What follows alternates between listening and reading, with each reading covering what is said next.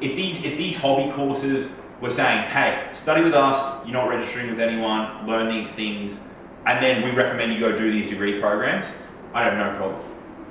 But the unfortunate reality is that they're marketing with this, and I guess is the whole intention behind creating this stuff and this content is so that people can make more informed decisions.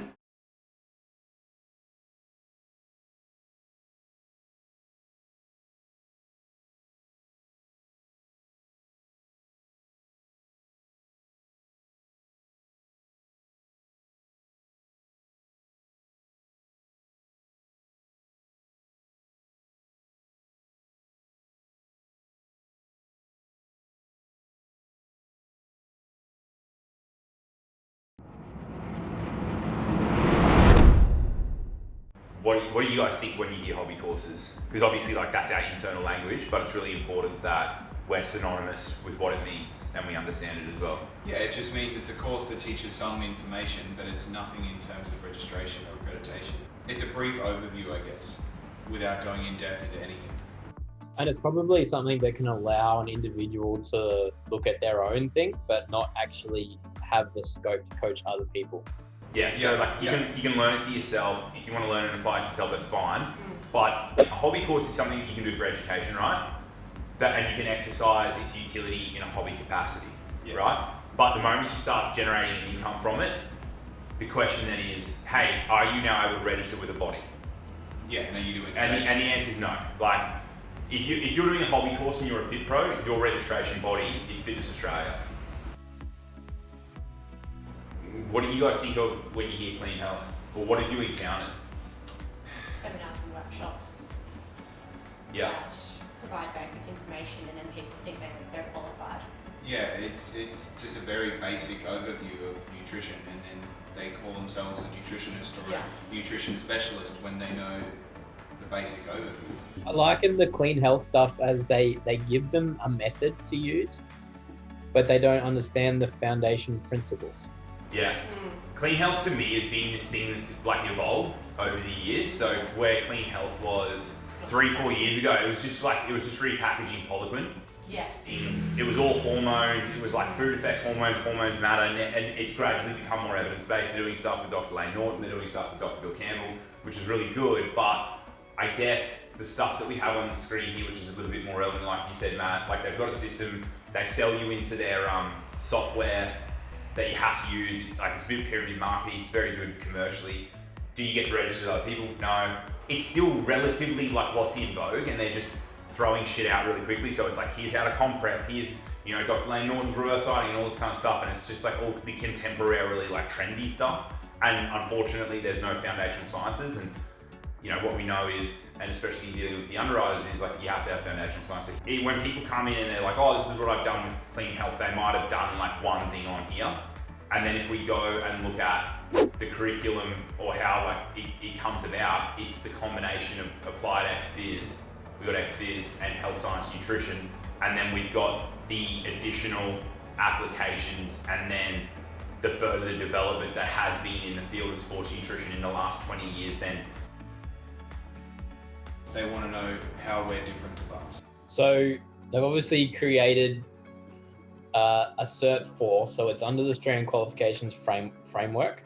They've created a not-for-profit, like we did, under something called a nutritional advisor, and they have partnered with Aon Insurance to give people general insurance, but their PDS isn't specifically saying that they have sports nutrition, which is weight management and that sort of thing.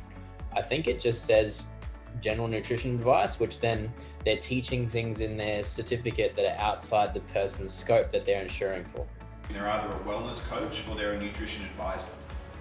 The annoying thing that I deal with, and this is on our info pack and brochure, it's on our website, part of their sales spiel is to basically say that we claim that we're nationally accredited when we're not, and like they actually try and put people off us by implying that we're dishonest, which just isn't the truth. So we literally say here, we don't have anything to do with the national framework, because being a global body, a part of the global association with a standardized insurance product that is recognised for the profession in all the regions that we're in, we don't register with national frameworks because they conflict one another. Also, to then, once you are recognised with a national framework, the speed at which you can update it is really, really fucking slow. It's like 4 to 5 years on average, 4 to 6 years on average. So if we affiliate with a national framework, we then limit ourselves from being recognised in the other one because they conflict. We've got people who do their PhD in dietetics, come in Italy, come to Australia, they can't register as a dietitian yet, they've got their doctorate because the frameworks conflict. And so a big intention with the body is to say, we're going to have a borderless framework that's recognised globally, right? So that's like number one. Number two is the industry we know is like 18 to 19 years old formally in terms of like ongoing really good research. So we still have a lot we actually don't know. Like people will see us and they'll think, oh, they're so smart, they really know their stuff. We've got so much great research, and yes, we do, and it might give that impression, but what we don't know is a lot greater than what we know. And so we need the ability to go in and update annually, and at the moment we can. We update our curriculum annually, we review it with the assessment team, we review it with the board, we review it with the underwriters, and then we make the necessary adjustments on an annual basis. So to then have to jump through all these hoops to then be updated every 4 to 5 years is so redundant, right? So like that's where the traditional sort of academic system falls at the moment. Energy availability in Red S was published in 2014, so the universities are only starting to teach it now. We were teaching it the whole time. Like that's sort of where it's at. So for us, that's a huge selling point. And for some reason, they're like, oh, they say they're nationally accredited when it can't be further from the truth. It's like, no, we'll recognize you nationally. Once you're a member of ours, you'll be an accredited sports nutritionist. We've taken the necessary steps to protect those terms, and we've done so to very much control the profession, so that way there is a standard in place, because before these terms and titles were protected, it was just a wild west. So anyone who's done a weekend workshop, seminar, all right, I've learned this for 2 days, I'm ready to go charge, or they just happen to be on the message boards or in Reddit threads or YouTube comments, and then think, right, I know enough, now I can start charging.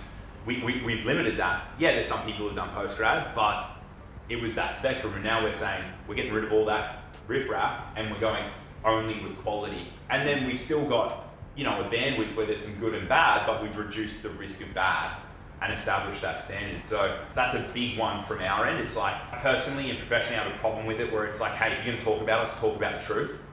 Whereas like, don't misstate what we say and don't make us appear to be dishonest when we are very public about these statements, because these, being nationally accredited to me isn't something to write home about as far as the education framework is concerned. Because the other thing is, we don't have a framework in the national Australian curriculum right now with the qualification framework. There is nothing for sports nutrition. For lack of a better term, grinds my gears, because you type in sports nutrition study and we go into ads and it's like Cert 4 in nutrition, become a nutritionist, 60% off. So every time if you type this in, they're always running ads, and then it's always a discount. Product's always discounted. And we've got this countdown where it's like, right, here's your sale. It's counting down. There's always a counting down sale where it's like pressuring people in. The reality is, if your money is green, you're paying roughly the same price, and they're not going to say no to you. There's always a discount. They've just marked up whatever their original price is to then be inflated, so that way you feel like you're getting a discount. And then it's implying that you're a nutritionist. That you're going to be a sports nutritionist because you're searching sports nutrition, right?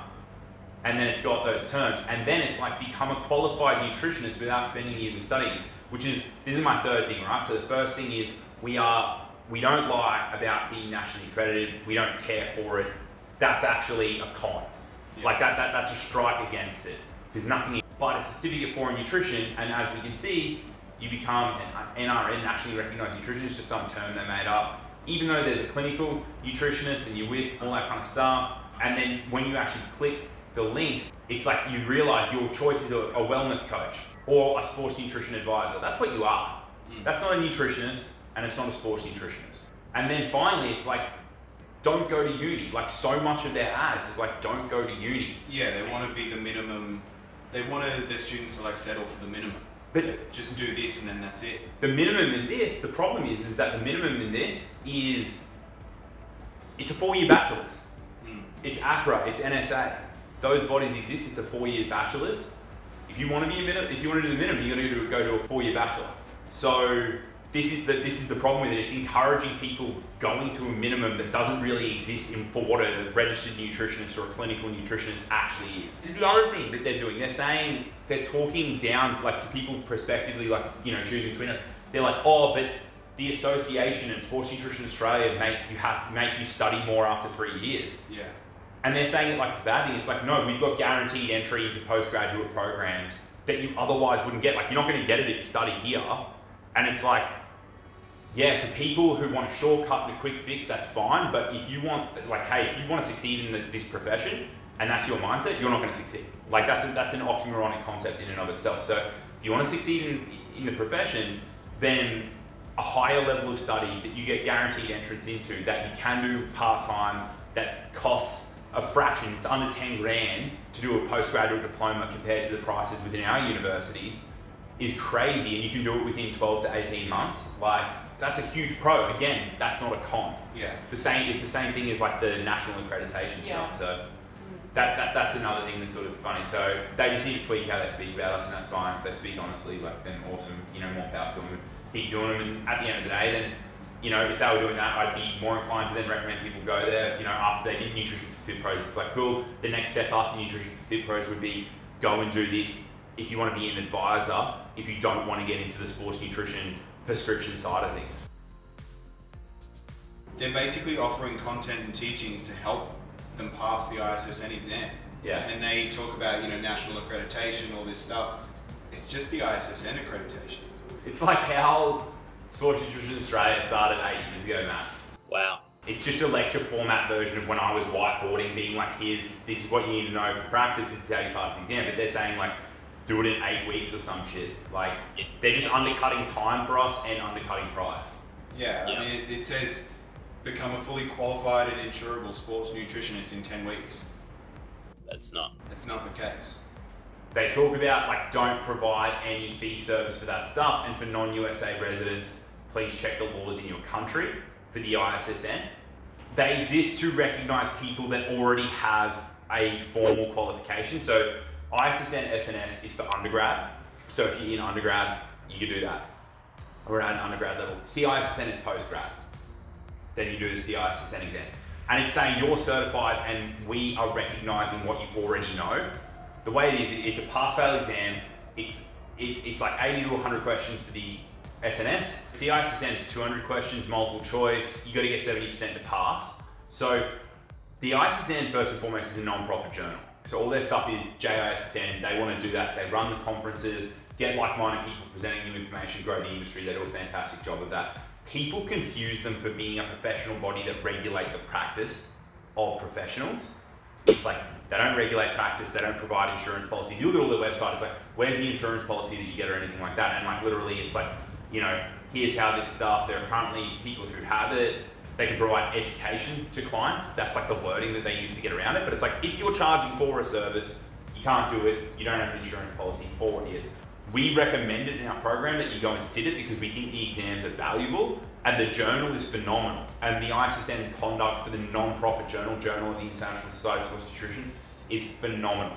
Learn the business, learn how to niche, learn how to sell yourself as this. And it's like, within 8 to 10 weeks, you absolutely cannot fucking do that.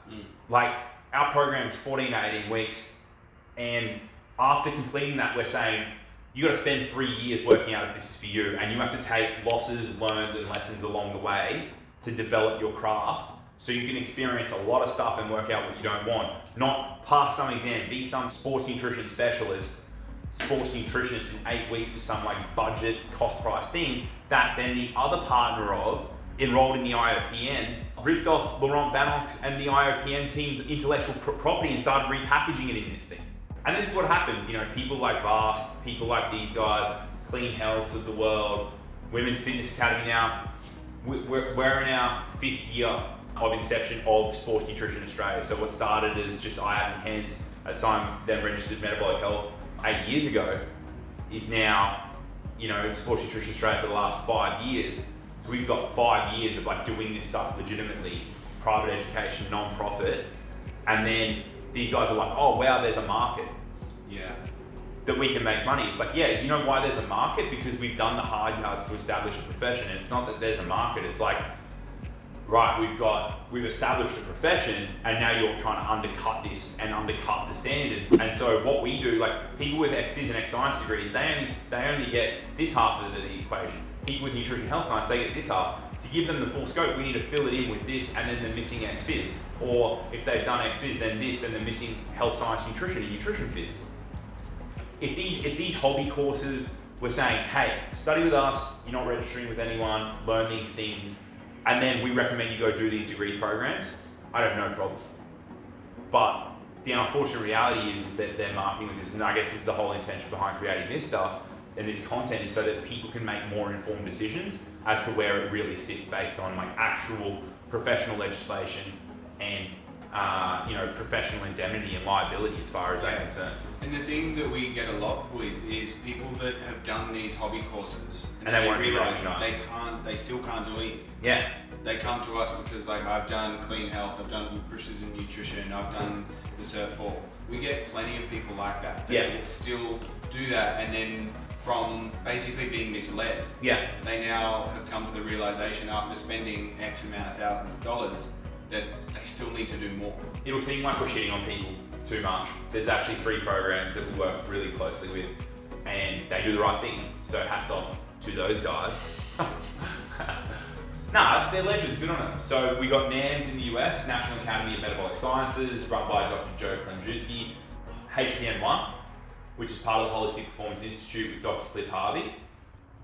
Coincidentally, both of those have like full-on academic curriculums, unlike the other hobby courses. But people might be like, oh, well, that's a hobby course and stuff, I don't get registration. Well, the thing is because they have legitimate curriculums, we can recognize the curriculum, and they get they actually get legitimate credit, like the university program gets credit. Whereas these other hobby courses, we don't recognize jack for their credit. The JPS mentorship is another one. They're phenomenal with how they communicate it. So they've got amazing lectures in there. It's for PTs and coaches, so specifically for fit pros. They don't have a curriculum like an academic curriculum per se, because it is a mentorship, right? So it's giving them access to information over a period of time to improve them as practitioners. But they go in there, they've uploaded content to make people aware of all the registration bodies. They're getting us to provide lectures for them and working really closely with us and making people really aware of the scope of practice and the liability period for the 7 years. So phenomenal organisations to work with. So the more we can work with at a professional body level, the better, because we're the body first, the education provider second with everything that we do. On that as well, one program that we do give credit, and they've got a good curriculum and it hasn't come up, is, and we've actually got it in uni courses, is MNU. Because that's a full-on 12-month program and it's got a good curriculum. There is a drawback though. They're all about MAC nutrition and MNU nutritionists. Within specific countries, and a lot of the countries they're in, it's not enough to be recognised for like a registered nutritionist or a clinical nutritionist. So they're saying you're an MNU nutritionist and they get their insurance policy, but they're not recognised with any governing professional body for nutrition. And it's not sports nutrition, it's a bit of a jack of all trades, master of none, but it touches a bit on sports. It's nowhere near as in-depth on sports as what we are and all our subjects, but it then touches on chronic disease stuff and like health stuff. So we're looking at how to work with diabetes, type 1 and 2. We're looking at how to work with PCOS and endometriosis.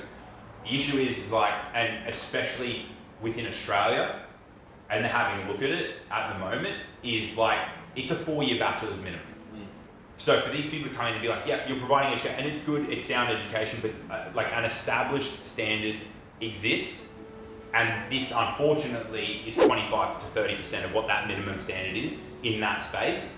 And there's a lot more practical clinic in those clinical health settings with those autoimmune diseases, chronic diseases, that is required of these people beyond what MNU is doing. It's better than like the hobby courses, it's far better, but it's not something that I'd be saying, if you're gonna go do that, again, it's like, hey, like they encourage don't go to uni. For us, it's like, don't go to uni yet until you work out if it's for you, but definitely go to uni or do a postgrad here.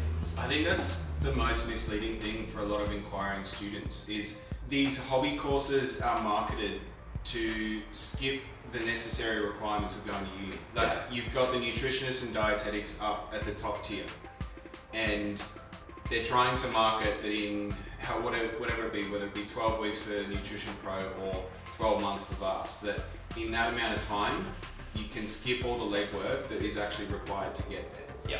Whereas what we offer and what our affiliates offer is we're not trying to be those things. We're trying to provide them with a base knowledge and then the experience and the scope of practice to then make their best informed decision. Like rather than promise the world and then the students realize they can't do anything. Yeah. We're realistic and we're providing them with a scope of practice that they can genuinely steer their career in the right path. And what I find interesting is we never get a graduate asking what's the difference between us and Vast. No. Because a graduate or a uni student understands the weight of a regulatory body and the benefits of being an accredited and registered member. Yeah. So these hobby courses aren't even an option. On their radar, yeah. Yeah, so I think like the uni degrees are really interesting, and I think I was lucky in the degree that I chose had 2 semesters of biochemistry, 4 semesters of physiology, and kind of set me up really well to then have the knowledge that when I went into the certificate, when I found out that the insurance wasn't there, a lot of the stuff, like we've talked about, is base foundational knowledge, right?